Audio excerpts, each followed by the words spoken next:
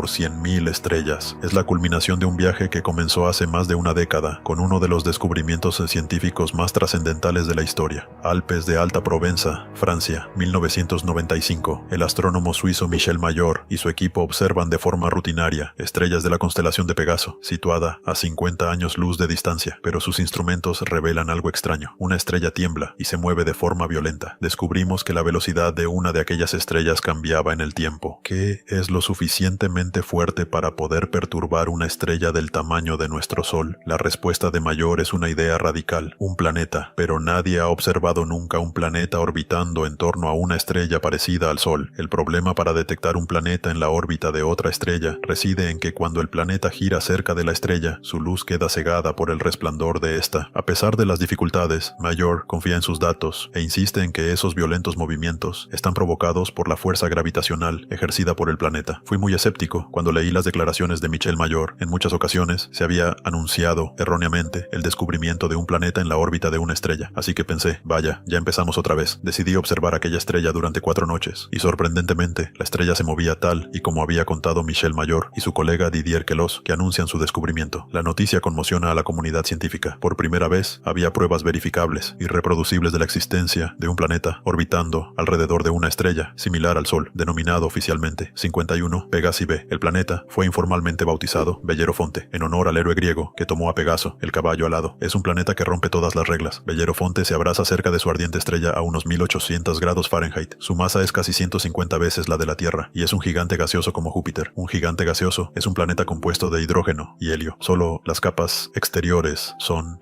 gaseosas, pero en su interior, las enormes presiones comprimen el hidrógeno y el helio. Es completamente diferente a cualquier objeto de nuestro sistema solar. Se trata de un tipo de planeta completamente nuevo, lo que los científicos denominan un Júpiter caliente. Es igual que cuando vas a Hawái y ves fluir la lava. Así es un Júpiter caliente, muy caliente. La Tierra se encuentra a 150 millones de kilómetros del Sol, la distancia idónea. Esos Júpiteres calientes están unas 100 veces más cerca, y por lo tanto, la cantidad de luz solar que reciben es 10.000 veces mayor. Esto representa a una estrella, y esto a un Júpiter caliente. Un Júpiter caliente está a una distancia de 3 a 4 diámetros estelares de la estrella, es decir, 1, 2, 3. Así de cerca estaría un Júpiter caliente de su estrella. Los Júpiteres calientes están sometidos a la fuerza de marea de la estrella, de manera que muestran siempre la misma cara a su estrella, igual que la Luna y la Tierra. En una cara siempre es de día, y en la otra siempre es de noche. Si cayera en un Júpiter caliente, me gustaría que fuera en la cara de atrás, y que hasta allí llegara algo del calor del lado situado de cara a la estrella. La variación térmica hace que la atmósfera de Bellerofonte sea extremadamente ventosa. El aire calentado por la estrella asciende y el aire más frío desciende para reemplazarlo, igual que sucede en la Tierra. El viento ruge a miles de kilómetros por hora con una fuerza superior a lo que nosotros podríamos soportar. Las altas temperaturas impiden que exista el vapor de agua, pero eso no significa necesariamente que nunca llueva. La temperatura es demasiado elevada para que puedan formarse nubes, incluso para que aparezca el agua, pero en su lugar podría formarse nubes de hierro. El vapor de hierro se forma a temperaturas mucho más elevadas que el vapor de agua. Por eso las cosas pueden complicarse un poco. Más te vale llevar un paraguas muy resistente. El hierro caerá sobre paraguas cubriéndolo con rapidez hasta que su peso lo rompa. En lo más alto, cortinas de colores danzan en el firmamento. Las partículas cargadas de electricidad procedentes de la vecina estrella hacen que las auroras sean más intensas que la aurora boreal terrestre, y hay algo más singular aún en este mundo recién descubierto. Bellerofonte completa su órbita alrededor de su Sol en solo 4.2 abrasadores días. Ningún planeta que se precie da la vuelta a su estrella en 4.2 días. Ningún planeta de nuestro sistema solar tarda tan poco tiempo. Para los científicos, esta órbita minúscula representa un reto para la idea comúnmente aceptada sobre el origen de los planetas. Que el planeta completara su órbita cada 4 días suponía un enigma, hasta que un día, en mitad de la noche, pensé, eso demuestra que esos planetas migran hacia el interior, no permanecen inmóviles allá donde están. La clave del enigma se encuentra en la manera en la que se forman los planetas. Los planetas son un subproducto de la formación de las estrellas. Cuando una estrella nace, se origina un disco de polvo y pequeños asteroides. Gran parte de lo que sabemos procede del telescopio espacial Hubble y de su exploración de la nebulosa del Águila. Este cúmulo estelar salpicado de discos de polvo y gas está colapsando. En el centro del disco se ha formado una enorme concentración de gas y polvo. Las temperaturas alcanzan los abrasadores 18 millones de grados y se libera tanta energía como en la fusión nuclear que alimenta nuestro Sol. Ha nacido una estrella. La radiación de las estrellas origina un viento solar que dispersa el polvo. Parte de ese polvo sobrevive y permanece en la órbita de la recién nacida estrella. A lo largo de millones de años, el polvo se compacta formando nódulos que se convierten en asteroides, que a su vez se transforman en planetas. Esos planetas migran a través del disco hasta encontrar una órbita estable, y es por esa razón por la que Bellerofonte se encuentra tan cerca de su estrella madre. Pero hay un mundo recientemente descubierto que encontró una órbita estable en un lugar en el que un planeta nunca debería estar. En 2001, el telescopio espacial Hubble se dirige hacia una estrella oscura de la constelación de Pegaso, a 150 años luz de distancia de la Tierra, la misma región en la que 6 años antes se descubrió Bellerofonte. El Hubble persigue otro Júpiter caliente descubierto por el astrónomo Job Marcy, pero este es diferente a Bellerofonte. Seguro que habéis oído hablar del planeta HD 2009-458b. Es un nombre horrible para un lugar horrible. HD 2009-458b fue bautizado Osiris, el dios egipcio de la muerte, por sus descubridores. La masa de Osiris es 200 veces mayor que la masa terrestre. Este planeta ha migrado peligrosamente cerca de su Sol, a tan solo 6,5 millones de kilómetros de su abrasadora superficie. Osiris arde en un infierno planetario. La temperatura media diaria en Osiris supera los 2000 grados. Nada de calentamiento global. Esto es el achicharramiento global que hace que Osiris pierda 550,000 toneladas de aire por segundo. Hay un escape de gas, un flujo constante de hidrógeno y helio que está formando una nube inmensa alrededor del planeta. Su atmósfera se desangra en el espacio. Los científicos conjeturan que detrás del planeta se oculta una descomunal estela en forma de espiral de gas. Osiris representa una oportunidad sin precedentes para los astrónomos. Gracias al Hubble pueden analizar la atmósfera hinchada de este planeta extrasolar. Por primera vez podemos conocer la composición de la atmósfera de un planeta extrasolar. Sorprendentemente, el Hubble encuentra muchos de los elementos químicos básicos necesarios para la vida: sodio, carbono, hidrógeno y oxígeno. Pero la temperatura en Osiris es demasiado alta para la vida tal y como la conocemos. Podrían existir formas de vida diferentes que sobrevivan a temperaturas más elevadas, pero no existe una superficie sólida, como sabemos que existe en un Júpiter caliente, así que esa forma de vida estaría limitada a microbios diminutos flotando en el aerosol. La atmósfera en nuestro planeta está llena de vida, pero la vida no nació allí, por eso no puede haber vida en los Júpiters calientes. Los astrónomos han encontrado muchos Júpiters calientes desde que se descubrió Bellerofonte en 1995, pero las condiciones descartan a esos planetas como lugares donde el drama de la vida pueda desplegarse. Uno de esos gigantes gaseosos es un planeta que burla todas las leyes de la evolución. En California, el astrónomo Job Marcy ha hecho un sorprendente descubrimiento sobre un planeta en la órbita de 16 Cygni b, una estrella situada en la constelación de Cygnus, el Cisne, a 70 años luz de distancia. Resultaba evidente que tenía una órbita elongada que aproxima el planeta y luego lo aleja de la estrella anfitriona. Aquello,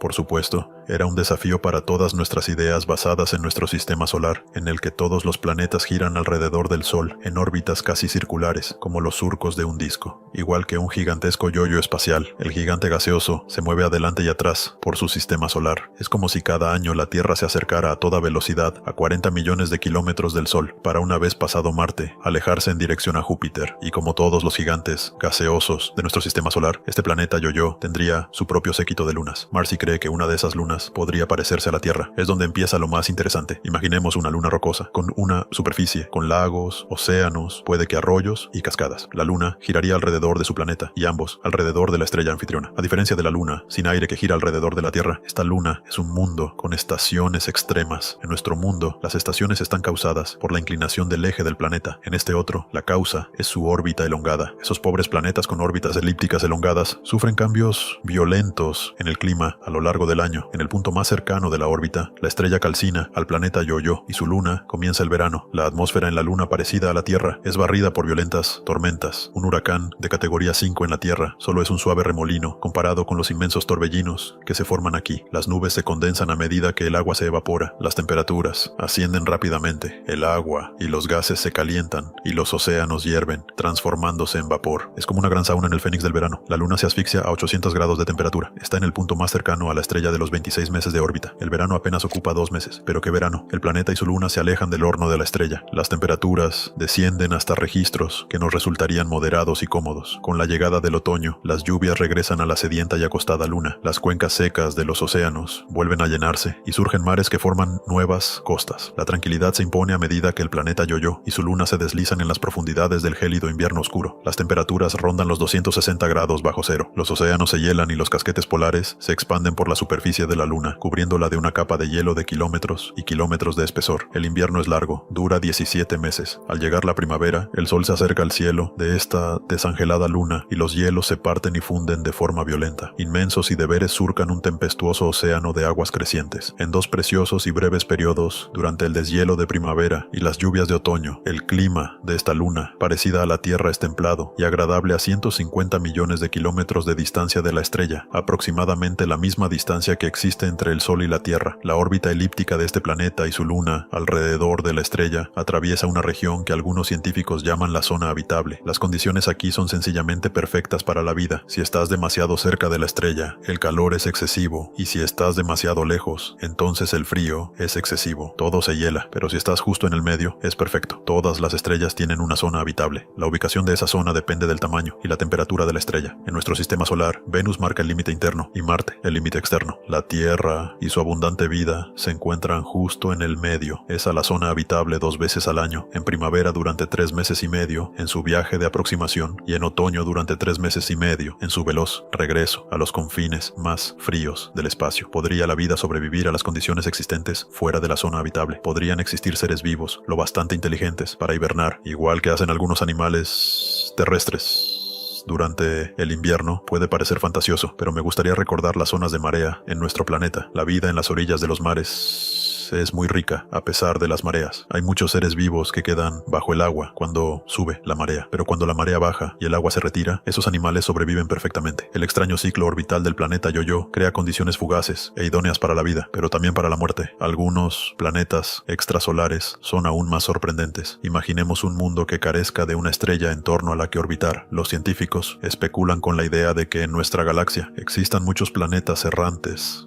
viajando a la deriva por los oscuros senderos del espacio interestelar. Son mundos huérfanos, planetas expulsados de sus sistemas solares por el caos de la migración planetaria. Los astrónomos llaman a esos mundos planetas. Son planetas sin estrella que viajan a la deriva por la galaxia indefinidamente. ¿Qué fuerza gigantesca podría expulsar a un planeta de su sistema solar cuando se forma una estrella joven con un contingente de planetas a su alrededor? Muchos de esos planetas interactúan gravitacionalmente, acelerándose de forma que uno de ellos es eyectado del sistema planetario, expulsado de la isla, por así decirlo. Si tuvieras la mala fortuna de vivir en un planeta expulsado por una colisión o por una cuasi colisión con otro gran objeto, es probable que salieras rápidamente de la zona habitable. En nuestra galaxia existen cientos de miles de millones de planetas vagabundos, sin una estrella materna que los caliente. Frío, oscuro, silencioso. Los planetas no tienen un sol, son mundos sin días ni años. Viven vigilantes en una noche eterna. Los planetas son vagabundos solitarios, los centinelas de las galaxias. Solo porque viaje a la deriva en el espacio no significa que un planeta esté muerto. Esto podría haber vida perfectamente en un planeta rocoso. Un planeta pequeño y rocoso, sin atmósfera, hibernaría en el frío extremo, más frío que el día más gélido de nuestro polo sur, pero un planeta lo bastante grande como para retener la atmósfera conservaría el calor generado cuando el planeta se formó. Es el efecto invernadero perfecto. El calor y la energía emanan del núcleo fundido en las profundidades del solitario planeta. Si el planeta fuera un gigante gaseoso como Júpiter, podría tener un sistema de lunas. La fuerza gravitacional entre un planeta y sus lunas produce fricción, por lo que la luna conservaría el calor en su interior. Esas lunas podrían albergar vida, igual que Europa, la luna de Júpiter, que tiene volcanes y mucha energía térmica generada por la interacción con Júpiter y sus otras lunas. Si algo vive aquí, solo serán células simples como las bacterias comunes de nuestro planeta, no formas de vida complejas. Sin un sol que posibilite la fotosíntesis, estos diminutos organismos extraerían su energía de las sustancias químicas de la superficie del planeta o de su luna. En la Tierra se encuentran condiciones similares. Se han descubierto colonias de bacterias en galerías profundas de minas africanas, carecen por completo de luz y sobreviven exclusivamente gracias a las sustancias químicas que fabrican a partir del suelo en el que viven. Su metabolismo es extremadamente lento y se reproducen solo una vez cada 1000 años. Si existe vida en un planeta sin sol, podrían ser organismos como estos, abandonados cuando era un planeta joven mientras los planetas dormitan apaciblemente. Un mundo ha sido sacudido por caóticos cambios desde el principio de los tiempos. En 2003, los astrónomos confirman la existencia de una auténtica reliquia de los orígenes del mundo en la constelación de Escorpio. La mayoría de los planetas conocidos fuera de nuestro sistema solar se encuentra en el disco principal de nuestra galaxia, pero este mundo se encuentra muy por encima del disco de la Vía Láctea, en un cúmulo formado por 10.000 estrellas primigenias. El planeta PSR B1620-26 es más conocido por su apodo, Matusalén, el personaje más longevo de la Biblia. La razón por la que se le conoce como planeta Matusalén es porque el cúmulo tiene unos 12.000 millones de años. La Tierra es un planeta adolescente comparado con el viejo Matusalén. Unos 8.000 millones de años antes de que se formara la Tierra, Matusalén era un joven gigante gaseoso con furiosas tempestades y un séquito de lunas. Los eones pasan y los vientos y las tormentas amainan, dejando atrás un mundo silencioso y tranquilo. De repente, dos estrellas surgen en el cielo. Son los núcleos extinguidos de estrellas muertas hace mucho tiempo, persiguiendo al cúmulo en el medio muy denso de un cúmulo globular. Hay muchísimas colisiones interestelares y cuasi colisiones, sistemas en los que una estrella es expulsada y otra atrapada. Es una danza cósmica de la gravitación similar a la de la migración de planetas. Una de las estrellas es expulsada y reemplazada por la estrella madre de Matusalén. Matusalén es ahora un planeta con 2 soles. Cada día amanece y anochece 2 veces. Las nubes y todos los objetos proyectan 2 sombras. Con el tiempo, la estrella madre originaria comienza a expandirse, la señal de que su vida termina. Se hincha hasta convertirse en una gigante roja y es engullida por una estrella de neutrones. La estrella de neutrones devora a la gigante roja. Ahora Matusalén es un mundo apresado por los esqueletos de 2 estrellas muertas, el núcleo desnudo de la gigante roja y su compañera, la pulsante estrella de neutrones. Matusalén es un superviviente, pero por extraño que haya sido el pasado de Matusalén, nada es comparable a la extraña anomalía de un pulsar situado a 980 años luz de la Tierra en la constelación de Virgo. En la distancia, un pulsar es como una luz intermitente, pero de cerca, los púlsares bombardean su entorno con su radiación letal. No es el lugar para un planeta. Aún así, algo interfiere en la precisión de este pulsar. Una posible explicación es que la anomalía esté causada por un planeta, pero la mayoría de los astrónomos ven con escepticismo que puedan existir planetas en la órbita de un pulsar. La razón por la que eso supone un problema es que los púlsares se forman en una explosión inmensa cuando explota una estrella gigante roja. La gigantesca bola de fuego llamada supernova libera tanta energía en un minuto como la que genera nuestro Sol en toda su vida. La onda expansiva de la supernova es tan grande que cuesta imaginar que un planeta pueda sobrevivir a ella. Cuando el polvo cósmico se disipa, lo único que queda es el núcleo aplastado de la gigante roja, pulsando en el corazón de un campo de escombros en expansión. La materia lanzada en la colosal explosión es atraída de vuelta al pulsar,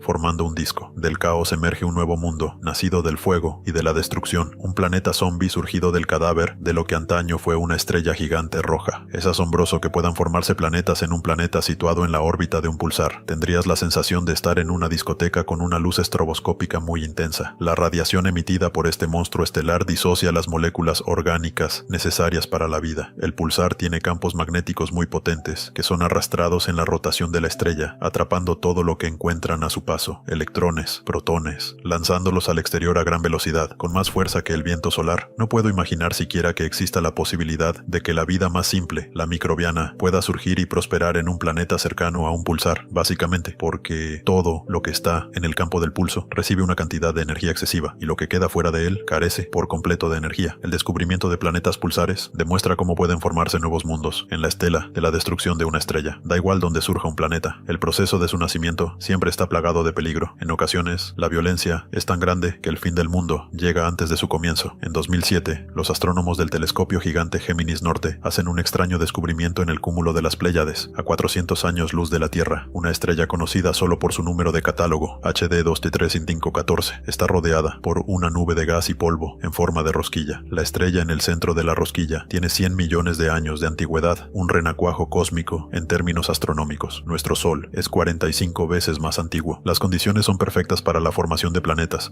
pero el análisis espectral encuentra algo extraño. El polvo está completamente pulverizado. Normalmente, las estrellas jóvenes están rodeadas de planetas en formación. El planeta aparece alrededor de la estrella joven en un disco protoplanetario de gas y polvo, y después prosigue confiado su camino en su órbita, sin percatarse de que está demasiado cerca de otro planeta. Hace millones de años, 2 planetas primigenios, situados en la órbita de HD 23514, se dirigen hacia su fin. A medida que los 2 mundos se aproximan, la fuerza de marea modela las esferas planetarias en una forma ovoide. Nada permanece. Los 2 mundos son destruidos, originando el polvo y los asteroides descubiertos alrededor de la estrella HD 23514. Hace 4.000 millones de años, un apocalipsis similar sucedió en la Tierra. Un planeta del tamaño de Marte se forma en la órbita del recién nacido planeta, al igual que los planetas de HD 23514. La Tierra y este cuerpo de un tamaño similar al de Marte se dirigen hacia una colisión segura. Si tuvieras la mala fortuna de encontrarte en ese planeta en formación, en proceso de convertirse en la Tierra, te despertarías una mañana y descubrirías que el cielo se oscurece cada vez más y que en menos de una hora Ahora un cuerpo del tamaño de Marte cae sobre ti. La onda expansiva resultante de la colisión se nota en todo el planeta. La superficie terrestre es arrasada. La colisión destruye un lado del planeta. Las rocas fundidas se esparcen por el espacio. Todo el globo está salpicado de meteoritos y gases tóxicos. El infierno azulado parece unas vacaciones en las Bahamas. Los asteroides producto de la colisión se fusionan y forman nuestra luna. Es un nuevo planeta. Las colisiones son parte del proceso de formación de los sistemas planetarios. Un planeta sólido sería el resultado de la fusión de fragmentos de roca, y en toda la galaxia, fragmentos de roca colisionan y forman mundos parecidos a la Tierra que desafían a la imaginación. Hay un nuevo planeta, y fuera, un planeta cuya existencia desconocíamos. No se trata solo de un planeta, es un nuevo tipo de planeta, la Tierra en esteroides. Me gusta llamarlas supertierras. Son iguales que la Tierra, salvo por su masa, que es 10 veces la de nuestro planeta. Una de las familias de supertierras tiene, igual que nuestro mundo, continentes y océanos. Otra podría ser muy seca, como Marte, y existe otra familia que llamamos de mundos acuáticos o planetas oceánicos que están completamente cubiertos de agua. Bienvenidos a Gliese 581c. Este planeta fue descubierto por Michel Mayor y junto a otros 2 planetas gira alrededor de una estrella diminuta. Está en la constelación de Libra, a solo 20 años luz de distancia, y es uno de los planetas rocosos más pequeños descubiertos fuera de nuestro sistema solar. Pero eso no significa que Gliese 581c sea pequeño. Sigue siendo una supertierra con una masa 5 veces mayor que la de nuestro planeta, pero es la posibilidad de que contenga agua lo que apasiona a los científicos. Un planeta oceánico es como estar en mitad del Océano Pacífico. Se entierran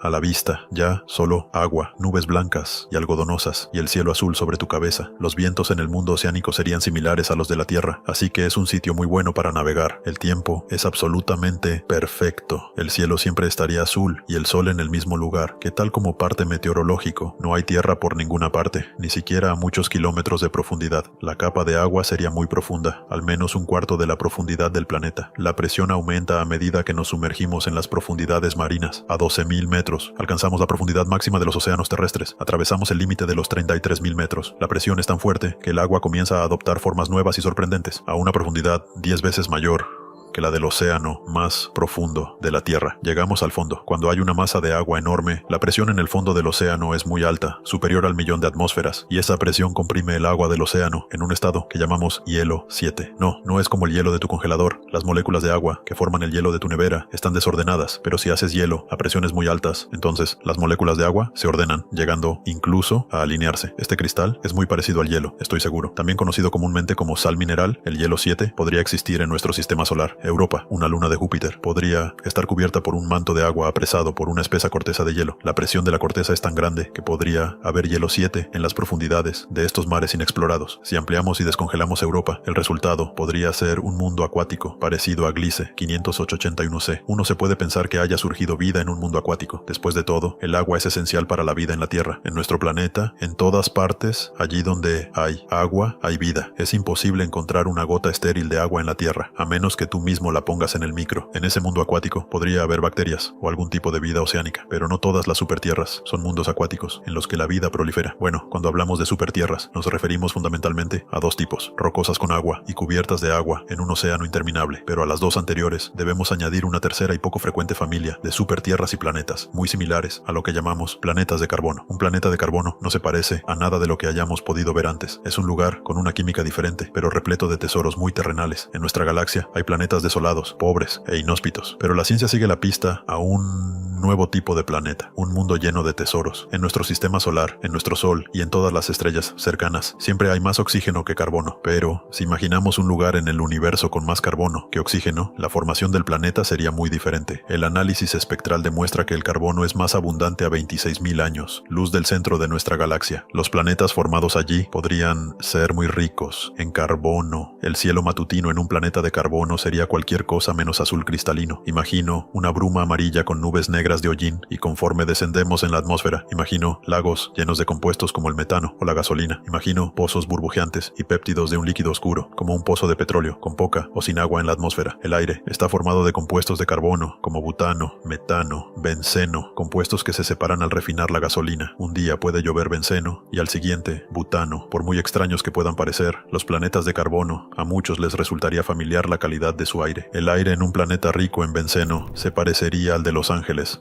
con muchas partículas en suspensión producto de las emisiones de los coches a las que lamentablemente estamos tan acostumbrados. A pesar de la polución, los planetas de carbono podrían tener un lado positivo y brillante. Podría haber diamantes, porque el planeta contiene grandes cantidades de carbono puro, y el carbono puro, sometido a altas presiones, se transforma en diamante. Los secretos de planetas exóticos como este aguardan su descubrimiento en toda la galaxia, pero los astrónomos no estarán satisfechos hasta que encuentren el Santo Grial, un planeta como el nuestro, donde la vida sea posible, la próxima Tierra. La gente siempre me pregunta si pienso que encontraremos un planeta igual que la Tierra, y yo contesto que por supuesto, es muy probable que todas las estrellas tengan planetas de un tamaño parecido al de la Tierra. Si hay 200.000 millones de estrellas en la galaxia, podría haber 400.000 millones de tierras. El Observatorio Espacial Kepler ha sido el primer instrumento capaz de encontrar uno de esos planetas. Kepler observa las 100.000 estrellas de la constelación del Cisne en el cielo nocturno, tomando una foto tras otra, minuto a minuto. El objetivo de Kepler es sencillo: buscar estrellas que se oscurecen. Entre esas 100.000, cuando una estrella se oscurece fugazmente, significa que un planeta ha pasado por delante, bloqueando su luz, en parte. El tiempo que la estrella se oscurece y la cantidad de luz bloqueada dirá a los científicos el tamaño del planeta y la distancia a la que se encuentra de su sol. Un buen símil es buscar la mota en la luz que vemos de un faro cuando una polilla pequeña lo cruza. Igualmente, el planeta es apenas un pequeño punto. Es una técnica muy útil porque nos permite descubrir planetas más pequeños que la Tierra en las órbitas de estrellas similares al Sol. Es una técnica que ha cambiado el curso de la ciencia. Creemos que podemos encontrar un planeta habitable en los próximos años. Los científicos calculan que la misión Kepler encontrará un mínimo de 50 tierras extrasolares. Una de las grandes preguntas a las que se enfrenta hoy en día cualquiera que busque vida fuera de la Tierra es: ¿y si no reconocemos la vida, aunque la descubramos? Las condiciones en una Tierra extrasolar podrían hacer que la vida evolucione de forma diferente. Mi esperanza es que veamos algún signo, algo que haga que el cabello se erice. Sea cual sea ese signo, será el primer capítulo de la mayor historia científica jamás contada. La Tierra, hace casi 4.000 millones de años, tal y como la imaginan los científicos, un gigantesco asteroide fue la causa de esta desolación. Una colisión de una violencia inaudita, millones de toneladas de rocas transformadas en vapor incandescente y la desaparición de cualquier rastro de agua en la superficie del planeta azul. Poco a poco, vamos descubriendo la increíble violencia que ha ido conformando la historia de nuestros orígenes. Hace 2.200 millones de años, el hielo cubrió completamente el planeta durante varias decenas de millones de años, borrando prácticamente todo rastro de vida. Luego volvió a aparecer el fuego hace 250 millones de años, erupciones que desarrollaban un calor excepcional procedentes de las profundidades de la corteza terrestre rediseñaron nuestro mundo, causando la desaparición de más del 90% de los seres vivos. La vida en la Tierra ha estado varias veces amenazada de extinción, pero ahora empezamos a comprender que esos episodios catastróficos han sido etapas determinantes en el camino que ha recorrido la evolución hasta nosotros, y sin lugar a dudas, gracias a los grandes episodios glaciares, nuestros microscópicos antepasados evolucionaron alcanzando formas de vida más voluminosas. Ciertas teorías afirman que fue el violento episodio eruptivo lo que obligó a nuestros viejos antepasados a proteger a sus pequeños en los vientres maternos. Lo que somos en este planeta se lo debemos a las sucesivas estrategias que la vida ha desarrollado para sobrevivir a los diferentes cataclismos que han devastado el planeta. Es esta historia increíble, nuestra historia, la que estamos descubriendo hoy. Planeta Tierra, la odisea de los orígenes. Al principio la Tierra era muy diferente a como la conocemos hoy. Aquí la vemos hace 4.600 millones de años. Está rodeada de una espesa capa de nubes. Bajo las nubes, el planeta es escarlata. Su atmósfera, mucho más densa que la actual, solo deja filtrar los rayos rojos hasta su superficie. Aún no existe ningún continente. Está cubierta casi en su totalidad por océanos. Otra diferencia esencial, su tamaño. Aún no posee más que una décima parte de su volumen actual. Su situación también es muy diferente. Gira alrededor del Sol, en compañía de una veintena de protoplanetas de tamaño similar. Hoy esa parte del espacio está ocupada tan solo por 4 planetas: Mercurio, Venus, la Tierra y Marte. Pero hace 4.500 millones de años, esta parte del sistema solar estaba abarrotada. Pero, ¿cómo se convirtió la Tierra en el planeta azul que conocemos hoy? Gracias a las supercomputadoras del Observatorio Astronómico Nacional de Japón, el equipo del profesor Eiichiro Kokubo ha conseguido reconstruir la historia de esta metamorfosis durante unos 10 millones de años. Los 20 protoplanetas siguieron sabiamente su curso alrededor del Sol, pero un día, el efecto combinado de sus fuerzas gravitatorias comenzó a perturbar sus órbitas, provocando las primeras colisiones. Con la violencia del choque, los protoplanetas entran en fusión, engendrando un nuevo objeto cuyo tamaño es igual a la suma de los dos protoplanetas. El tamaño de un planeta depende directamente del número de colisiones que lo han generado. 1 o 2 protoplanetas fueron suficientes para crear Mercurio. Para la formación de Venus hicieron falta 8. Marte pudo ser perfectamente un protoplaneta arcaico que no sufrió ninguna colisión. La materia se dispersó progresivamente sobre la superficie del planeta, pero la colisión colisión no se produjo de forma totalmente frontal y algunos restos fueron proyectados aún más lejos en el espacio, donde permanecieron orbitando alrededor del planeta durante mucho tiempo después de la colisión. Vistos desde la superficie, debían formar un inmenso cinturón parecido a los anillos de Saturno. Estos fragmentos fueron a su vez chocando entre sí, fusionándose en múltiples ocasiones, hasta formar un objeto celeste imponente. El satélite de nuestro planeta fue producto de esos encuentros. Ahora nos resulta mucho más familiar. Es la Luna. Fue, por tanto, gracias a una serie precisa de colisiones como se formó el sistema Tierra-Luna, tal como lo conocemos actualmente. Si los protoplanetas hubiesen colisionado de forma diferente, el tamaño del planeta situado en la órbita que hoy ocupa la Tierra seguramente habría sido distinto. Podría haber tenido un volumen 2 veces más grande o una masa inferior a la mitad. La masa actual de la Tierra es producto de una serie sucesiva de casualidades. Sin embargo, su tamaño imponente fue una de las condiciones indispensables para la aparición de la vida en su superficie. Esto lo hemos aprendido estudiando a nuestro vecino más próximo, Marte, el planeta rojo. Las últimas expediciones espaciales nos han revelado que en algún momento de su historia aquí había un océano. La distancia que separaba al planeta del Sol era, a priori, perfecta para hacerlo habitable, pero Marte no creció durante su proceso de formación y su débil gravedad no fue suficiente para mantener en su superficie una atmósfera densa y un océano. Si el tamaño de nuestro planeta hubiese seguido siendo pequeño, es probable que en la actualidad presentase un aspecto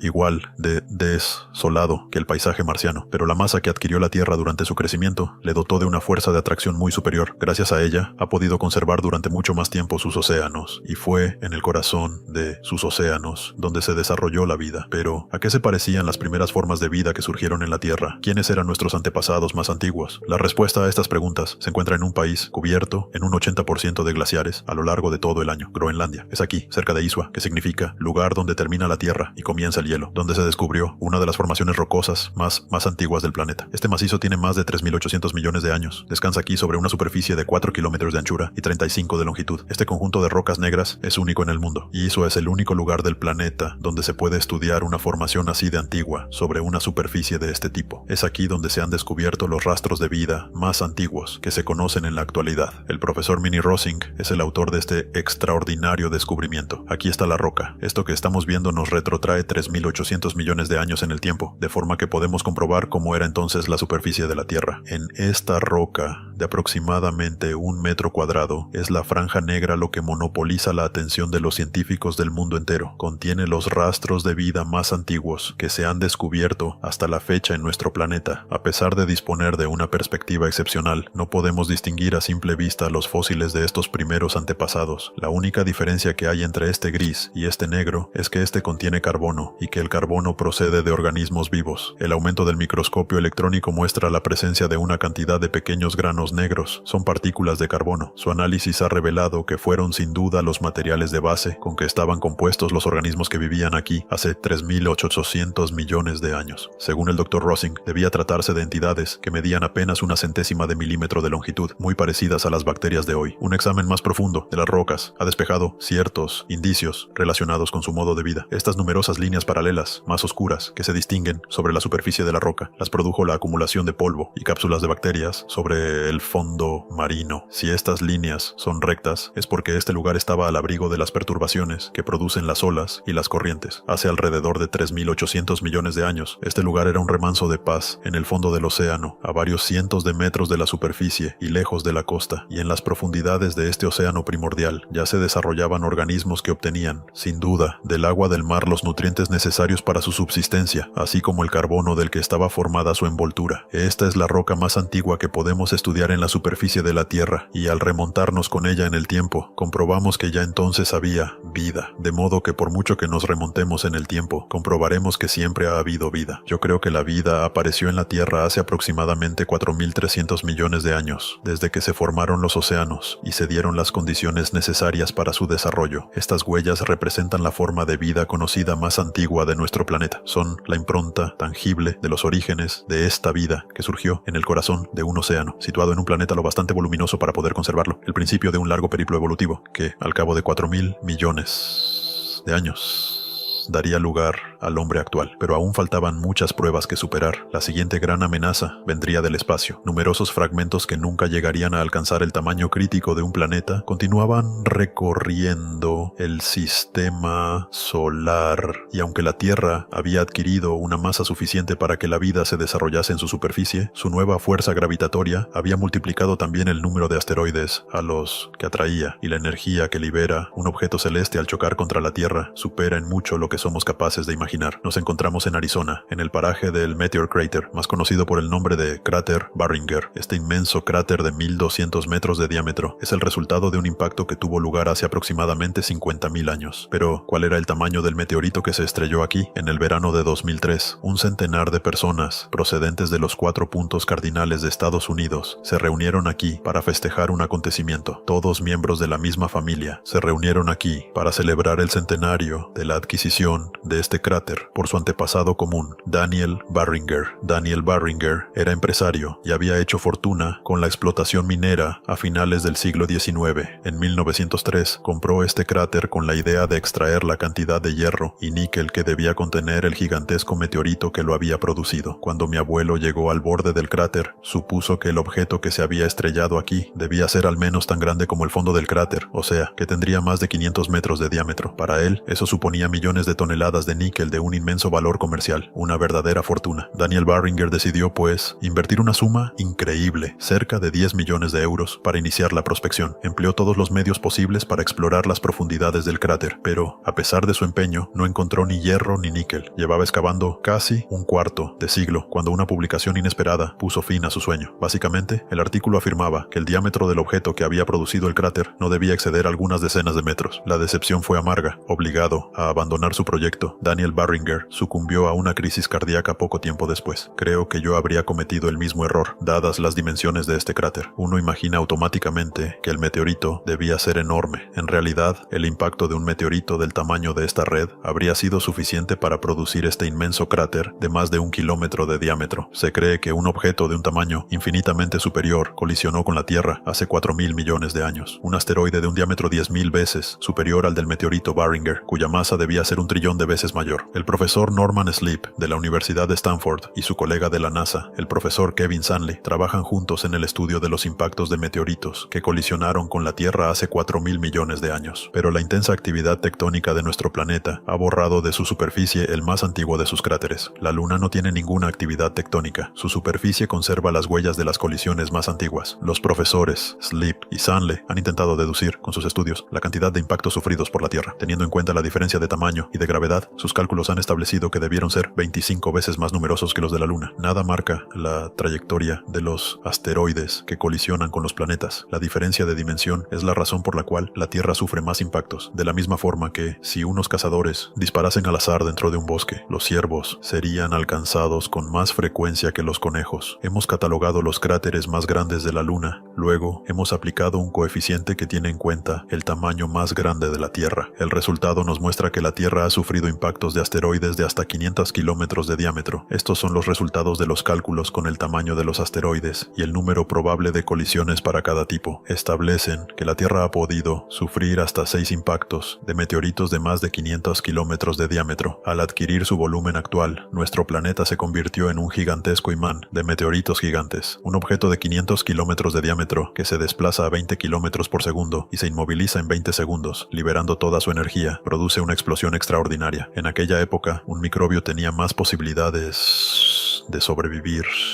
instalándose en Marte que en la Tierra. ¿Cómo imaginar, entonces, el efecto que pudo producir un asteroide de 500 kilómetros de diámetro entrando en colisión con la Tierra? Esta reconstrucción se ha realizado bajo el control de expertos en geofísica para facilitar la comprensión de las proporciones. La Tierra se ha representado tal y como la conocemos en la actualidad. Un asteroide de 500 kilómetros de diámetro es, por ejemplo, más grande que cualquiera de las islas que conforman Japón. El punto de impacto estaba situado en pleno Océano Pacífico, entre Japón y Australia. La velocidad del asteroide es de 72.000 kilómetros por hora, pero como es enorme, todo parece desarrollarse a cámara lenta. Por el efecto del impacto, la corteza terrestre de una decena de kilómetros de espesor, se despega del manto, produciendo lo que se conoce como un crash tsunami, un maremoto de la corteza terrestre. La fina película blanca son los 4.000 metros de profundidad del océano. El archipiélago de Japón queda automáticamente pulverizado. Trozos gigantescos son proyectados más allá de la atmósfera, a varios miles de kilómetros de la superficie, antes de volver a caer sobre la Tierra, produciendo el efecto de bombas de una gran potencia. Los labios del cráter forman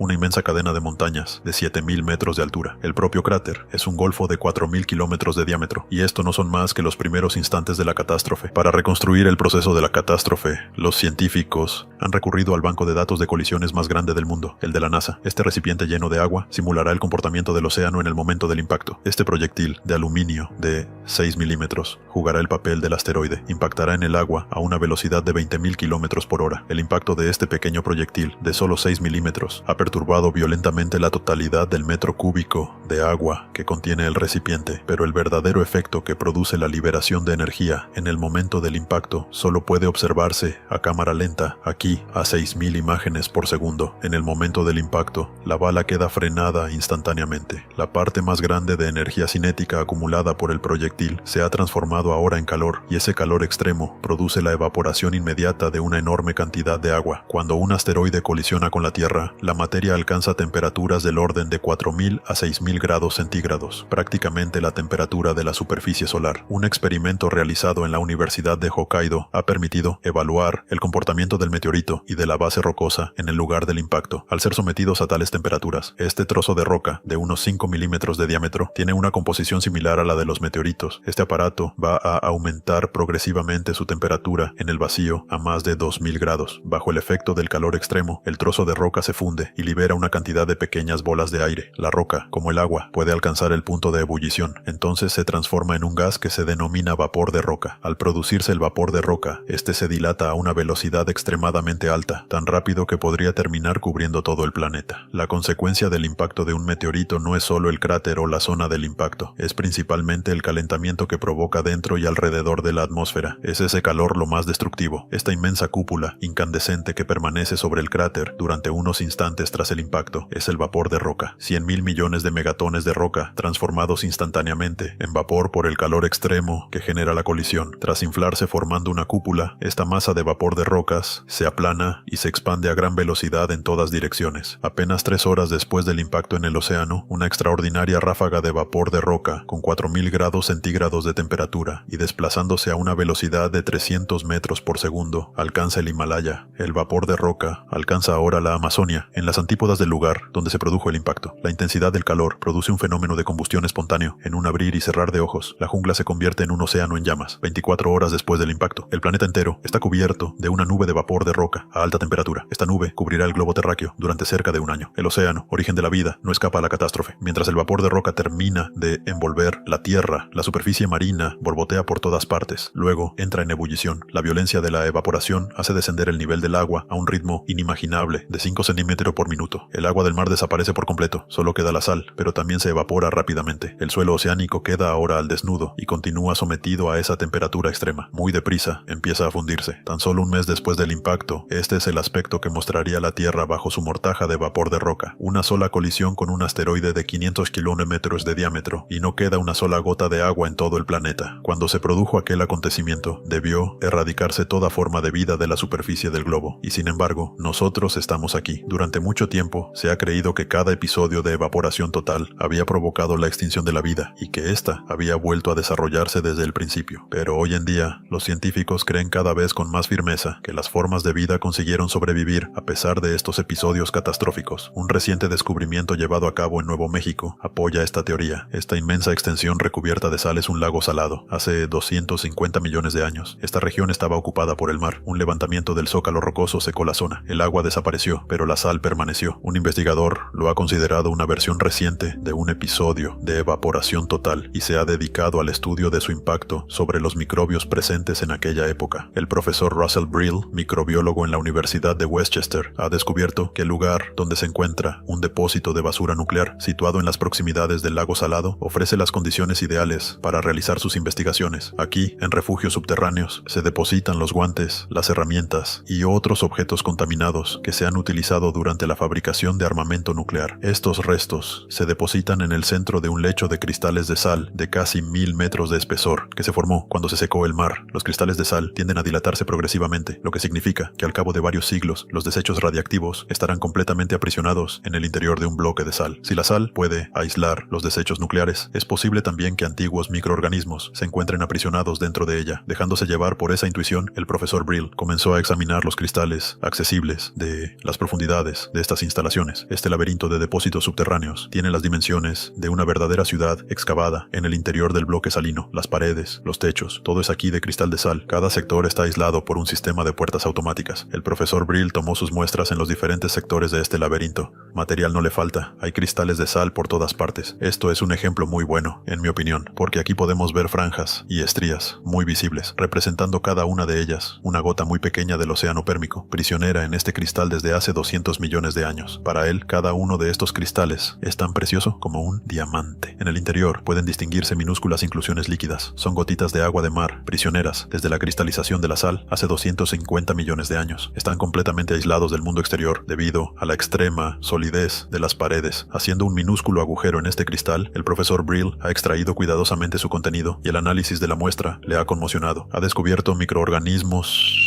perfectamente formados, y esto no es más que el principio de las sorpresas. Durante 4 meses les ha alimentado con un nutritivo hervido, y un día estos microbios han empezado a dividirse y a multiplicarse. Tras un sueño de 250 millones de años, volvían a la vida. La bacteria que hemos encontrado en este cristal no estaba ni viva ni muerta, estaba en suspensión estática de larga duración, en un estado de espora. No podía hacer más que esperar. Lo más sorprendente en ese estado es que el organismo en suspensión no tiene necesidad de ningún nutriente, no produce ningún desecho y puede esperar indefinidamente a que las condiciones de supervivencia le sean favorables. Mientras el agua de mar se evaporaba y los cristales de sal se formaban, estos microorganismos encontraron una gotita de agua prisionera dentro de un cristal. Era su mejor posibilidad de supervivencia. La vida es tenaz, es capaz de descubrir los lugares más insospechados para prolongar su existencia. Para el profesor Brill, esta tenacidad constituye la esencia misma de la vida. Lo que más me maravilla es la tenacidad de la vida. Una vez aparece y se establece en este planeta, haría falta una catástrofe de una dimensión inimaginable para hacerla desaparecer. Pero el episodio de evaporación total que se produjo hace 4.000 millones de años tuvo que ser mucho más destructivo que una simple sequía. La intensidad del calor hizo desaparecer el agua, pero también la sal del suelo oceánico, y las proteínas, que son los ladrillos del cimiento de la vida, se desintegran cuando la temperatura se aproxima a los 150 grados. ¿Cómo sobrevivir entonces en semejantes condiciones? El equipo del profesor Sleep ha descubierto una solución inesperada para este problema, un hábitat enterrado a mucha más profundidad que los cristales de sal. Este gráfico materializa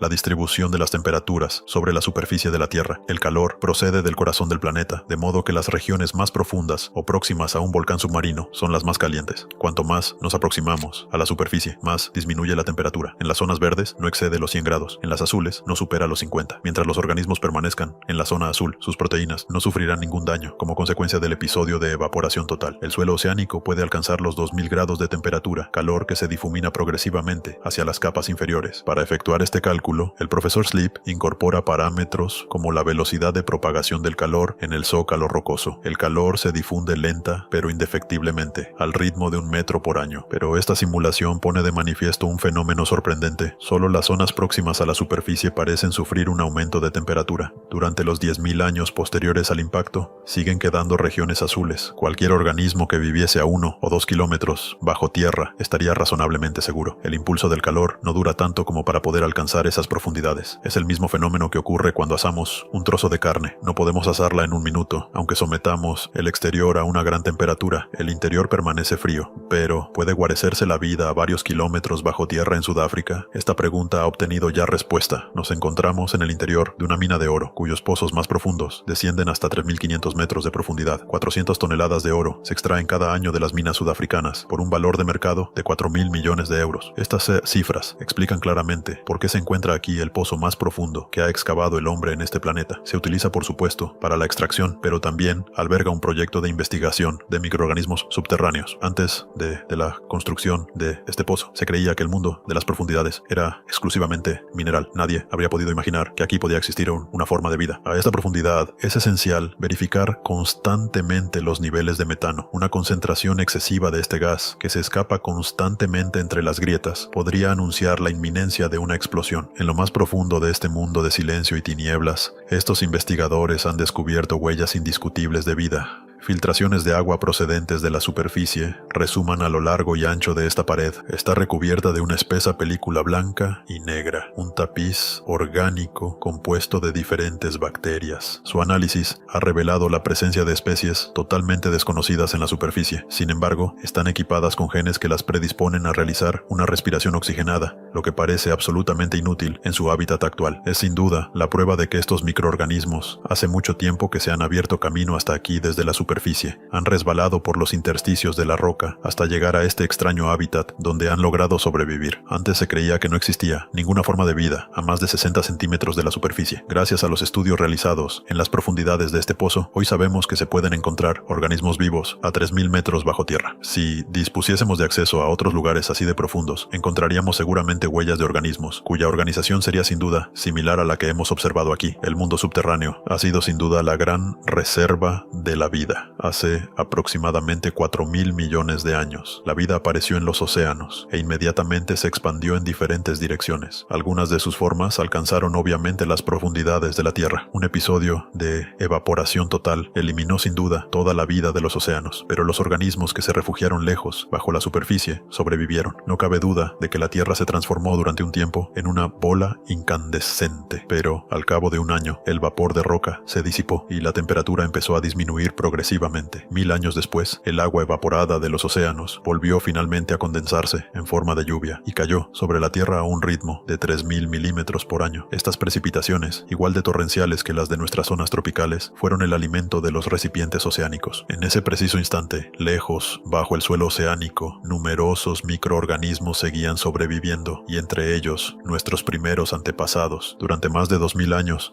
la lluvia continuó cayendo intermitentemente y el océano se llenó de nuevo. La Tierra recuperó la cantidad de agua que poseía en sus orígenes. Un nuevo mundo oceánico resurgió en la superficie del planeta. Pese a su talla microscópica, se lanzaron al asalto de aquellos nuevos espacios y haciéndolo, volvieron a poner en marcha la gran ruta evolutiva que, al final de un viaje de 4.000 millones de años, llegaría hasta nosotros. En la historia que iba a seguir, la vida debía protegerse sin tregua de lo desconocido, sumando así nuevas etapas al proceso evolutivo. Los humanos no han carecido del espíritu conquistador de sus lejanos antepasados. Hace aproximadamente 2 millones de años, el hombre comenzó su periplo en algún lugar de África, luego salió del viejo continente y se expandió por Europa y Asia. Hace 10.000 años, llegó al extremo sur del continente americano. Los continentes estaban conquistados. Algunos se lanzaron a la conquista de los océanos. Hace 3.000 años, abandonaron Asia a bordo de simples canoas y arribaron a las islas de Melanesia y Polinesia. Hace 1000 años, llegaron a Hawái, la isla de Pascua, Nueva Zelanda y el conjunto de archipiélagos del Pacífico. Todas las tierras que habían emergido en el planeta estaban habitadas por el hombre, pero ya se lanzaban a nuevos horizontes. Los seres humanos llevamos sin duda inscrito en nuestros genes la obstinación de las primeras bacterias que sobrevivieron al episodio de la evaporación total, esa fuerza irreprimible de la vida que nos empuja siempre a llegar más lejos. Hace 2.200 millones de años, y luego por segunda vez, hace unos 800 millones de años, la Tierra se vio enteramente cubierta por el hielo. Vista desde el espacio, esta enorme bola de nieve tenía todo el aspecto de un planeta muerto. En su superficie reinaba una temperatura de unos 50 grados bajo cero. Todas las tierras habían desaparecido bajo una espesa capa de hielo, tal como ocurre hoy en el continente antártico. El propio océano se había congelado hasta una profundidad de 1000 metros. Estas grandes fases glaciares se prolongaron durante millones de años, llevando hasta el borde de la extinción la vida microscópica que se había desarrollado en la Tierra. La fundición de todo ese hielo condujo al planeta a una fase de intenso recalentamiento. La temperatura se elevó entonces hasta los 50 grados centígrados. Gigantescos ciclones con vientos que soplaban a más de 10.000 kilómetros por hora estuvieron a punto de exterminar a los pocos microbios que habían sobrevivido. Nuestros antepasados estuvieron entonces a punto de desaparecer. Sin embargo, lograron sobrevivir a esta serie de catástrofes, dando un espectacular salto adelante en la evolución. Hace 2.200 millones de años no eran más que una especie de bacterias, pero tras el primer gran episodio glaciar, evolucionaron para dar lugar a las células eucariotas, todavía microbios pero de un tamaño 1000 veces superior. Más adelante, hace 600 millones de años, inmediatamente después de la segunda glaciación, las primeras formas de vida macroscópica hicieron su aparición. En cada uno de los grandes episodios glaciares, la vida creció en tamaño y en complejidad. Existe una relación entre estos sucesos catastróficos y el brusco crecimiento de los seres vivos. Y si los terribles episodios glaciares hubiesen jugado precisamente un papel crucial en el proceso evolutivo que un día daría origen a la humanidad, planeta Tierra, la vida bajo el hielo. Cuando nos referimos a una Tierra cubierta por el hielo, enseguida pensamos en la última era glaciar, ocurrida hace unos 20.000 años. Este episodio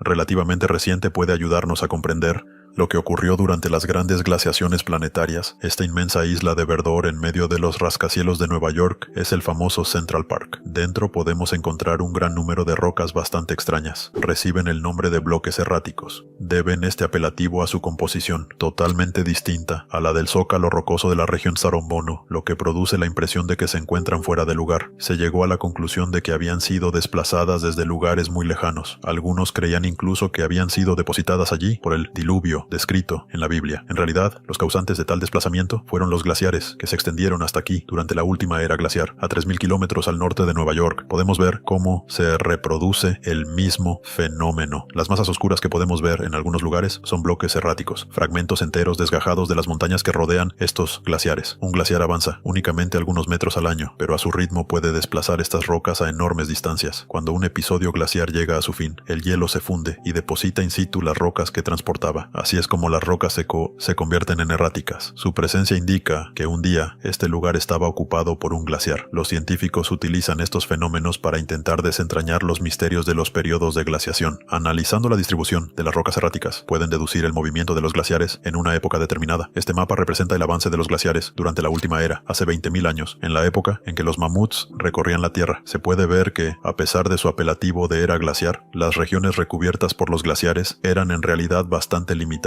En todas las zonas libres, las eras glaciares no afectaron prácticamente a la vida. De hecho, se cree incluso que acogieron a un buen número de animales que emigraron desde las regiones glaciares. Pero esta era glaciar no tuvo ni punto de comparación con los episodios de gran glaciación. Este inmenso bosque se encuentra en Canadá, al norte del lago Hurón. Aquí se hallaron numerosas rocas erráticas muy anteriores a la última era glacial. Mike Hailstone trabaja para la Prospección Geológica de Ontario y últimamente dedica parte de su tiempo a acompañar a científicos del mundo entero que vienen a estudiar la región. Esto es lo que quería enseñarles, dice mientras señala un bloque de granito arcaico encastrado en una roca de 2.400 millones de años de antigüedad. Esta capa se formó como consecuencia de un movimiento glaciar ocurrido hace 2.400 millones de años. Podemos observar numerosos fragmentos de roca y grava en estos estratos. También fueron transportados por los glaciares. Son sedimentos glaciares. En toda la región que rodea el lago Hurón existe una gran cantidad de sedimentos glaciares de 2.200 a 2.400 millones de años de antigüedad. Gracias a su hallazgo, supimos que los episodios glaciares se habían producido en épocas tan remotas, incluidos los del lago Hurón. Se han podido identificar sedimentos glaciares de más de 2.000 millones de años en 7 puntos del planeta. Pero los sedimentos no bastan para que los científicos puedan determinar la distribución de los glaciares que cubrían la Tierra en aquella época. La deriva de los continentes modificó totalmente las posiciones originales. Sin embargo, un hombre fue capaz de resolver este rompecabezas al descubrir el emplazamiento que ocupaban hace 2.200 millones de años los sedimentos glaciares situados actualmente en Sudáfrica. El profesor Joseph Swing del Instituto Californiano de Tecnología es un especialista en magnetismo. Un día descubrió el lecho seco de este río del interior africano. En sus orillas se pueden ver un gran número de rocas de aristas puntiagudas. En realidad, son corrientes de lava que se cree que se solidificaron hace 2.200 millones de años y prácticamente no han cambiado desde entonces. Estamos sentados sobre una lava surgida de las profundidades hace 2.200 millones de años, en una época de extrema glaciación, explica. Es una suerte, porque cuando la lava se solidifica, conserva la orientación del campo magnético, y gracias a eso podemos deducir su latitud. La lava encierra numerosos minerales magnéticos. Cuando dicha lava entra en fusión, los minerales se orientan en función de la polaridad geomagnética del planeta, como la aguja de una brújula, y cuando la lava vuelve a enfriarse, queda registrada para siempre su orientación magnética, localizando el punto del planeta donde dicha orientación se corresponde con la inclinación de las líneas del campo magnético terrestre. Se puede determinar la latitud exacta del lugar donde se encontraba la lava en el momento en que se enfrió. Se están enviando algunas muestras a Estados Unidos para su análisis más detallado. El profesor Kim Smith ha logrado descifrar estos minúsculos archivos magnéticos. Este diagrama representa la Tierra vista desde el polo, siendo el polo el centro de la pantalla. Cuanto más se aleja un punto del centro, más cerca está del ecuador. Este es el resultado que arrojó la muestra de agua enviada desde Sudáfrica. Todos los puntos se distribuyen periféricamente, en una latitud media de 11 grados. El detector indica, por tanto, que cuando se formó la lava que contienen los sedimentos glaciares, estaba muy cerca del ecuador, lo que que significa que las regiones cercanas al Ecuador estaban entonces cubiertas de glaciares. Encontrar glaciares a esa latitud implica que más al norte debía hacer aún más frío, sugiriendo que el conjunto del planeta estaba helado hasta el Ecuador. También se han encontrado sedimentos glaciares cerca del Ecuador, en estratos de 600 a 800 millones de años de antigüedad. Basándose en estos datos, el profesor Kirchner concluyó que en la historia de la Tierra se han producido 2 episodios de glaciación global. El primero hace 2200 millones de años y el segundo entre 600 y 800 millones de años. Cree que durante estos episodios la Tierra estuvo totalmente cubierta de hielo durante millones o incluso decenas de millones de años. Según la nueva hipótesis de glaciación planetaria, durante esos episodios la Tierra parecía una gigantesca bola de nieve. El profesor Paul Hoffman de la Universidad de Harvard ha profundizado en esa hipótesis. En su opinión, los episodios de gran glaciación fueron mucho más catastróficos que la última era glaciar. Los organismos vivos intentaron refugiarse en los trópicos, pero incluso allí los mares acabaron atrapados por el hielo. ¿Hasta qué punto pudo la vida verse afectada por estos episodios de gran glaciación? Con la colaboración de la Universidad de Tokio hemos podido realizar una simulación que nos permite visualizar lo que ocurriría si la Tierra,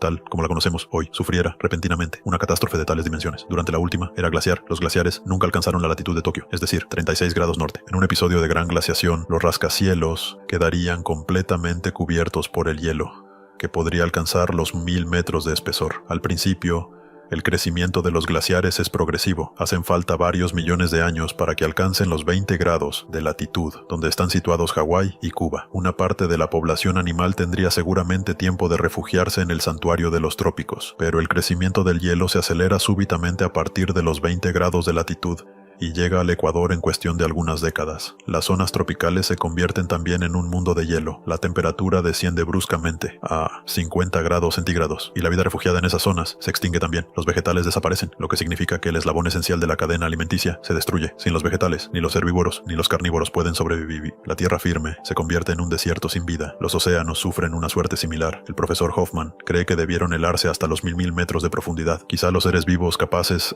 de nadar logren sumergirse bajo el hielo hasta alcanzar el único hábitat todavía disponible, pero ningún rayo de sol consigue llegar a este universo. Las algas y el plancton, cuya supervivencia depende de la fotosíntesis, no pueden vivir sin luz. Inmersos en una oscuridad total y sin ningún alimento disponible, los peces que logran llegar hasta las profundidades también perecen. Al suprimirse todo proceso de fotosíntesis, un episodio de glaciación total sería un acontecimiento terrible que destruiría totalmente la cadena alimenticia y durante un largo periodo convertiría a la Tierra en un planeta desolado. ¿Por qué motivo llegaron a producirse semejantes acontecimientos? Aún no se ha podido establecer la verdadera causa, pero se cree que el gas de efecto invernadero jugó un papel importante. Solemos referirnos a estos gases como los responsables del calentamiento global del planeta, pero no debemos olvidar que sin su presencia, la temperatura de la Tierra se situaría alrededor de los 18 grados centígrados. Lo que mantiene actualmente una temperatura benigna en el planeta es una concentración moderada de dióxido de carbono en la atmósfera. No obstante, tenemos buenos motivos para pensar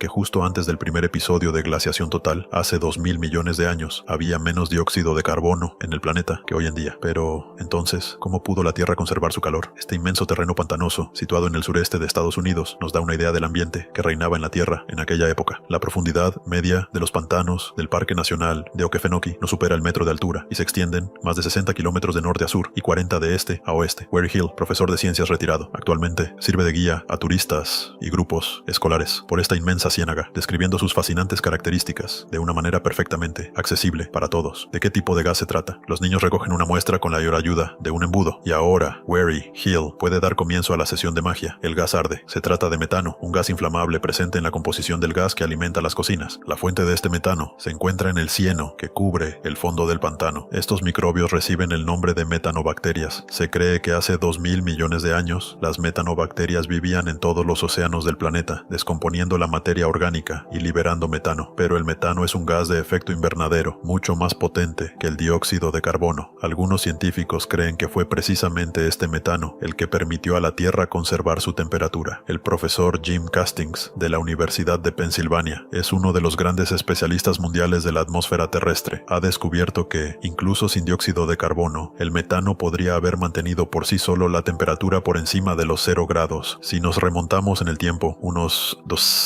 apenas 300 millones de años antes de la aparición del oxígeno en la atmósfera, nos encontramos con niveles de metano mucho más elevados, quizás en concentraciones del orden de 1000 partes por millón, lo que sería suficiente para compensar la menor luminosidad. Si el efecto invernadero del metano era suficiente para mantener la temperatura de la Tierra por encima de los 0 grados, ¿cómo pudo producirse una glaciación global? Según el profesor Castings, los acontecimientos se desarrollaron de la siguiente forma. Esta es la Tierra hace 2000 millones de años, antes del episodio de glaciación global. Su atmósfera tenía sin duda un tono rojizo debido a las grandes concentraciones de metano. En aquella época, ni plantas ni animales poblaban la superficie de los continentes. La vida existía solo en forma microscópica en el corazón de los océanos. Las metanobacterias liberaban todo el metano posible en su medio ambiente y nuestros antepasados se encontraban junto a ellas, siendo también microbios. Entonces se produjo una catástrofe en el océano. Un organismo totalmente nuevo, fruto casual de las combinaciones genéticas, hizo su aparición. Se trataba de una cianobacteria, una bacteria capaz de realizar la fotosíntesis, el primer organismo en la historia de la Tierra capaz de usar la luz solar para fabricar oxígeno y otros nutrientes. Una enorme cantidad de oxígeno fabricado por estas bacterias fue liberado en la atmósfera. Era la primera vez que se producía una cantidad masiva de oxígeno en la Tierra, y ello desencadenó una violenta reducción de la cantidad de metano presente en la atmósfera. Volvamos al experimento del pantano de Okefenokee. El metano extraído del fondo del pantano ha ardido con suma facilidad. En realidad, es el resultado de una reacción química que se produce cuando el metano entra en contacto con el oxígeno. El profesor Castings cree que cuando la cantidad de oxígeno liberado en la atmósfera alcanzó un cierto nivel, la reacción con el metano se aceleró rápidamente hasta acarrear la desaparición total de este último. Al originar la aparición del oxígeno, estos microorganismos provocaron la desaparición del metano, desencadenando al mismo tiempo el fenómeno de glaciación global, que estuvo a punto de hacerlos desaparecer a ellos también. Privada de su cálida cubierta de metano, la Tierra se enfrió rápidamente y entró en una fase glaciar. La misma vida que había mantenido una temperatura benigna en la superficie de la Tierra fue la que desencadenó las grandes fases de glaciación que estuvieron a punto de provocar su completa desaparición. ¿Cómo pudieron sobrevivir nuestros antepasados microscópicos a los acontecimientos que, según se cree, debieron durar varios millones o incluso decenas de millones de años? En Islandia se ha descubierto una respuesta parcial a esta pregunta. Aquí se dan condiciones comparables a las de los grandes episodios glaciares. Estos hombres son buscadores de microbios empleados por una empresa privada de estudios biológicos. El profesor Diego Marteinsson recorre el país en busca de microbios dotados de genes raros que puedan interesar a la industria farmacéutica. Las temperaturas reinantes aquí se acercan a los 18 grados centígrados. Esta capa de hielo podría tener fácilmente 1 kilómetro de espesor y el paisaje podría corresponder perfectamente a un planeta desierto. Sin embargo, estos buscadores de microbios afirman que el hielo esconde auténticos tesoros. Pero, en tal caso, ¿dónde se esconden? La presencia de vapor blanco delata su situación. Mirando más de cerca, descubrimos un pequeño perímetro respetado por el hielo. El agua brota de él. Es un manantial caliente. Este manantial caliente es un auténtico paraíso para los microorganismos. Al desarrollarse, forman una tupida alfombra orgánica. Una alfombra que es en realidad una acumulación de bacterias. Está esencialmente formada por microbios verdes fotosintéticos, entre ellos las cianobacterias. A su alrededor se desarrollan otras especies que se alimentan de los nutrientes producidos por la fotosíntesis. Sin duda, nuestros ancestros vivieron así cerca de las cianobacterias durante los grandes episodios glaciares. Estas zonas geotérmicas son verdaderos refugios para la vida, para formas de vida como esta, es decir, las cianobacterias, y para otra gran variedad de bacterias que viven a su alrededor. La vida está en el origen de las grandes glaciaciones planetarias, y lo que la salvó de aquellos sucesos catastróficos fue el calor procedente de las profundidades de la Tierra. Pero lo más sorprendente aún estaba por llegar. Este es el aspecto que debían tener nuestros antepasados hace 600 millones de años, justo antes del segundo gran episodio glaciar. Se cree que se trataba de microbios semejantes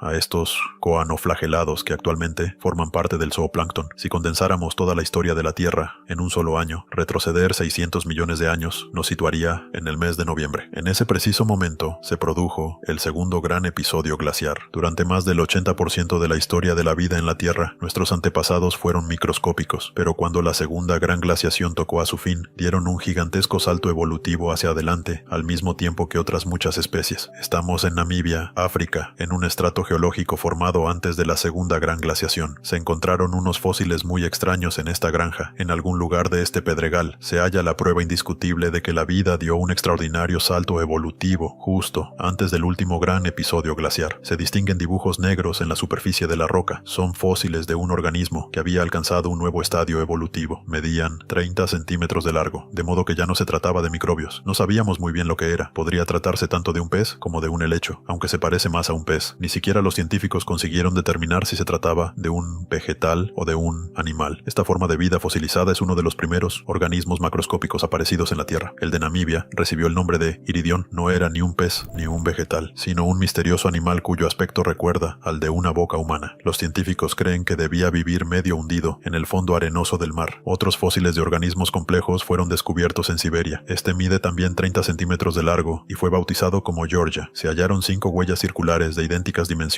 Son las huellas que dejaba Georgia al desplazarse. Georgia reptaba libremente por el fondo marino, en el que encontraba los nutrientes que le servían de sustento. Este organismo se llama Kimberella. Su fósil también fue descubierto en Siberia. Su silueta recuerda a una tortuga o a un caracol. Una especie de tentáculo le permitía rebuscar en el fondo arenoso para conseguir su alimento. Más de un centenar de organismos de gran tamaño aparecieron de forma brusca tras el segundo gran episodio glaciar. Dichos organismos reciben el nombre de fauna de Ediacara. Son los primeros organismos macroscópicos de la historia de la Tierra. Nuestros antepasados se encontraban entre ellos. También ellos habían cambiado de tamaño. Este fósil fue descubierto en Australia en el año 2003. El especialista que lo examinó declaró que esta silueta, que recuerda a un renacuajo, era probablemente un antepasado lejano de los vertebrados, la gran familia de los animales dotados de columna vertebral, de la cual nosotros formamos parte. Medía 6 centímetros de largo, un tamaño 100.000 veces superior al de los microbios que le habían precedido. 3.000 millones de años después de la aparición de la vida en la Tierra, un increíble salto evolutivo permitió a nuestros antepasados alcanzar unas dimensiones apreciables a simple vista. De hecho, poco tiempo después del primer gran episodio glaciar, hace 2.200 millones de años, nuestros antepasados ya habían efectuado un salto similar, pasando de una estructura simple, tipo bacteria, a una forma llamada eucariota, 1000 veces más voluminosa. La célula eucariota era ya un organismo mucho más complejo, dotado de un núcleo y de diferentes pequeños órganos. ¿Por qué estos microorganismos cambiaron de tamaño justo después de esos episodios catastróficos? La respuesta a esta pregunta está ligada a un acontecimiento que se produjo después de cada gran glaciación. Estamos en la región del Kalahari, en Sudáfrica, donde se encuentran los yacimientos de manganeso más grandes del mundo. Este manganeso quedó depositado aquí tras la primera gran glaciación, hace 2.200 millones de años. En aquella época, un mar se extendía en este lugar, y el manganeso disuelto en el agua se precipitó brutalmente. Estas fosas han sido excavadas por la actividad minera. El profesor Kears, el primero en publicar la hipótesis conocida como la bola de nieve, ha venido en numerosas ocasiones a examinar este lugar y ha conseguido resolver el enigma de la formación de este depósito de manganeso. El manganeso que hay aquí se encuentra en forma de dióxido de manganeso, lo que significa que el manganeso se precipitó y se depositó en el fondo al asociarse con el oxígeno. Este experimento nos permite explicar ese fenómeno. Primero hemos preparado una solución que contiene manganeso disuelto. Seguidamente, inyectamos burbujas de oxígeno en la solución. De repente, el líquido se altera y se vuelve negro. El oxígeno y el manganeso se mezclan para formar dióxido de manganeso, un producto insoluble que entonces precipita. Según el profesor King, la súbita producción de una gran cantidad de oxígeno fue lo que desencadenó que todo este dióxido de manganeso se precipitase y se depositase en el fondo del mar inmediatamente después de la primera gran glaciación. Solo el oxígeno molecular, el oxígeno que se encuentra libre en el aire, tiene la capacidad de oxidar el manganeso y hacerlo precipitar bajo la forma de este óxido negro. Este gigantesco depósito de manganeso es la prueba de que una cantidad ingente de oxígeno se introdujo en el medio ambiente justo después del episodio de la bola de nieve. Según Kirner, la concentración de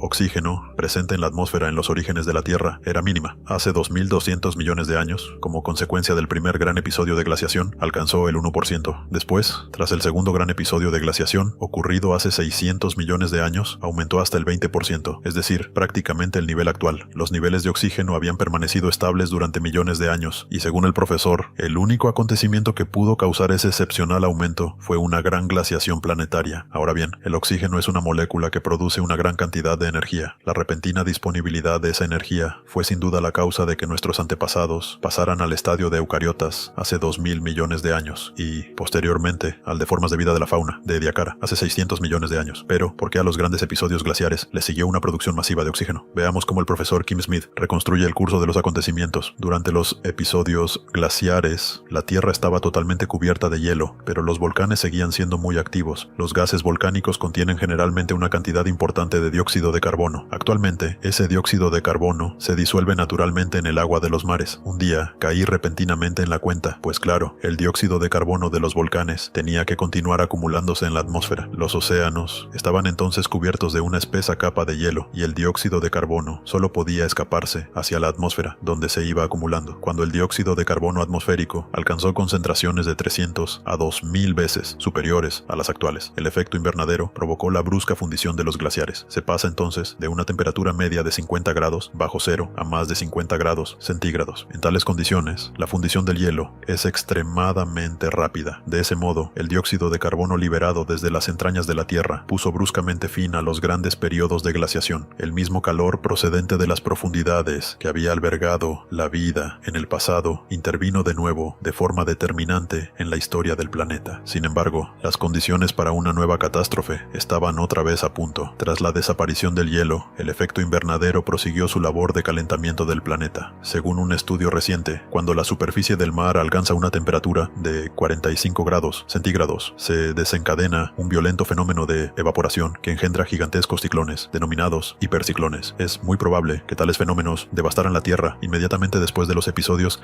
de gran glaciación. La presión atmosférica en el interior de estos ciclones podía alcanzar los 300 hectopascales y la velocidad máxima del viento, más de 10.000 kilómetros por hora. En alta mar se formaban tempestades monstruosas que luego devastaban las costas. Los océanos se agitaban furiosamente y esta súbita agitación es la que iba a terminar por elevar los niveles de oxígeno atmosférico. En aquella época, las zonas más profundas de los océanos rebosaban de fósforo y de otros nutrientes expulsados por las fuentes hidrotermales. En tiempos normales, estos nutrientes son instantáneamente utilizados por las bacterias fotosintéticas, pero en los periodos de glaciación total simplemente se acumulaban, faltos de organismos que los absorbieran. El profesor Kirchner cree que al agitar el agua de los océanos, los hiperciclones hicieron remontar los nutrientes hacia aguas menos profundas. Este fenómeno provocó la formación de caldos de cultivo ricos en nutrientes y dióxido de carbono en las zonas poco profundas. Cuando la luz del sol comenzó a penetrar nuevamente en los océanos, todas las condiciones estaban dispuestas para favorecer un crecimiento explosivo de las cianobacterias que habían sobrevivido en las inmediaciones de los manantiales calientes. Su vigorosa actividad fotosintética generó la producción de una cantidad increíble de oxígeno. El verdor invadió los océanos, testigos de la extraordinaria expansión de estos organismos. El ímpetu de la vida,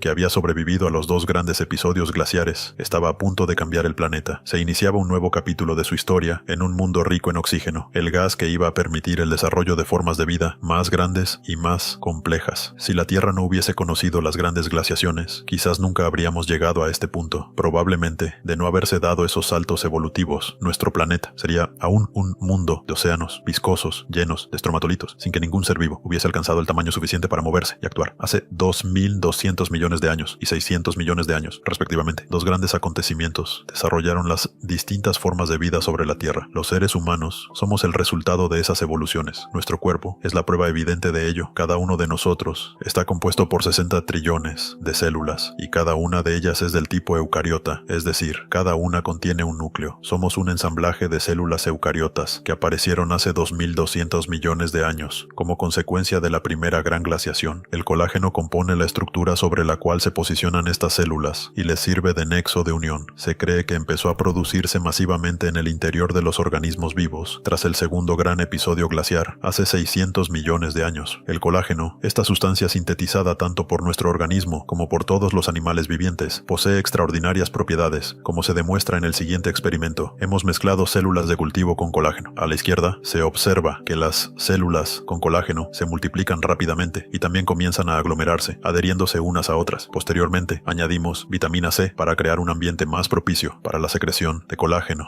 por parte de las células, y tras dejarlas en cultivo durante un mes, se ha formado una fina membrana similar a una piel. El colágeno es una sustancia única que ayuda a las células a formar tejidos. Aquí se muestra una célula a través del microscopio electrónico. Junto a ella está el colágeno. Cuando la célula se multiplica gracias al colágeno agregado, forma una estructura fina en forma de red, permitiendo que otras células se unan para formar tejidos de distintas formas. El profesor del Instituto Smithsonian cree que el colágeno permitió que la vida adoptara formas más voluminosas hace 600 millones de años. Dado que el colágeno está compuesto de numerosos átomos de oxígeno, no podía sintetizarse hasta que hubo suficiente oxígeno disponible en la atmósfera. Se considera que no apareció hasta después del primer episodio glaciar, hace 2.200 millones de años, cuando el oxígeno se introdujo por primera vez en la composición atmosférica. Pero en esa época, la mayor parte del oxígeno atmosférico se utilizaba para la respiración, por lo que quedaba muy poco para la producción de colágeno. Su producción en grandes cantidades solo se hizo posible a partir del significativo aumento en los niveles de oxígeno que siguió al segundo episodio de glaciación. Este aumento en la concentración concentración de oxígeno favoreció el desarrollo de nuevas estructuras corporales y permitió la aparición de animales más grandes y de forma aplanada, gracias al uso de mayores cantidades de colágeno más resistente. Esto era el océano hace 600 millones de años, justo después de la segunda gran glaciación. Nuestros antepasados aún eran microscópicos, pero ya habían aceptado un nuevo desafío al utilizar el oxígeno, que ahora estaba disponible en grandes cantidades. Al absorber enormes volúmenes de este gas, aprovechaban al mismo tiempo su energía, pero había mucho más oxígeno del que podían utilizar directamente. Con este excedente, comenzaron a producir colágeno, mucho colágeno. Ellos, que habían sido microscópicos durante tanto tiempo, se dedicaron a fabricar diferentes tipos de tejidos usando ese colágeno. Por primera vez en la historia de la Tierra, surgió un mundo poblado de organismos complejos y voluminosos. Nuestro antepasado era una de estas criaturas paleozoicas y, al adquirir ciertas estructuras características que aún poseemos, superó una fase decisiva de la evolución. En la espalda de este fósil descubierto en Australia, se puede observar una línea que podría ser perfectamente la precursora de nuestra columna vertebral. También se observan en la cabeza unas protuberancias que podrían haber sido órganos sensoriales, precursores de nuestros ojos. Gracias al uso del colágeno, nuestros antepasados dieron un gran salto evolutivo hacia una mayor complejidad. Cuando la vida logró superar la prueba de las grandes catástrofes, el proceso evolutivo que eventualmente nos llevaría a nosotros experimentó una aceleración espectacular. Los dos grandes periodos de glaciación que afectaron tan severamente a la Tierra también prepararon el camino que conduciría hasta nosotros. Hoy en día, nosotros, los humanos, avanzamos en este planeta, activos día y noche en todos los rincones del mundo, y esa actividad es visible desde muy lejos, desde el espacio, dejando en claro a simple vista que este planeta está rebosante de vida. Llegados aquí, ¿acaso no has visto este otro documental sobre el espacio? Yo no me lo perdería,